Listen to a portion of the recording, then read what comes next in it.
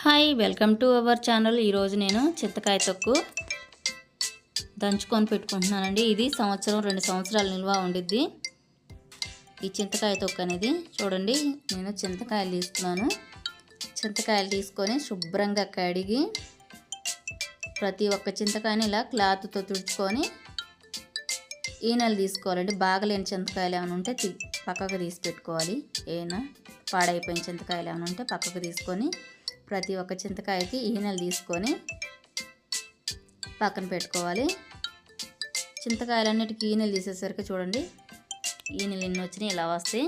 మొత్తం ఇలా తీసుకొని కడిగిన తర్వాత ఈనెలు తీసి పెట్టుకొని ఆరబెట్టుకోవాలి. ఫ్యాన్ గాలి కింద 1 గంట సేపు అయినా సరే ఆరబెట్టుకొని కొంచెం కొంచెం వేసుకుంటూ దంచుకోవాలి. కేజీకి 1/2 కేజీ ఉప్పు అండి.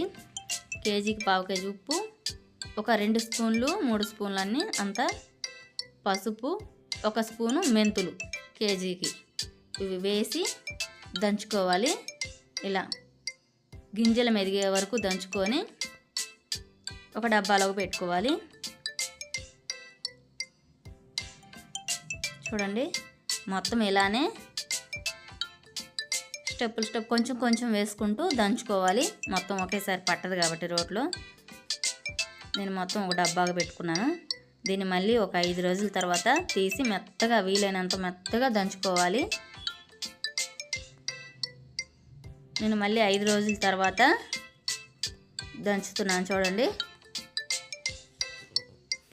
మీకు వీలైనంత మెత్తగా దంచుకుంటే ఇది 2-3 సంవత్సరాలు నిల్వ ఉండిద్దండి ఈ చింతకాయ తొక్కు అనేది. ఇలా మొత్తం దంచుకొని ఒక బౌల్లోకి వేసుకొని మళ్ళీ అదే డబ్బాలో వేసి పెట్టుకుంటే 2-3 సంవత్సరాలు ఈజీగా నిల్వ ఉండిద్ది. నా వీడియో నచ్చినట్టయితే లైక్, షేర్, సబ్స్క్రైబ్ చేయండి.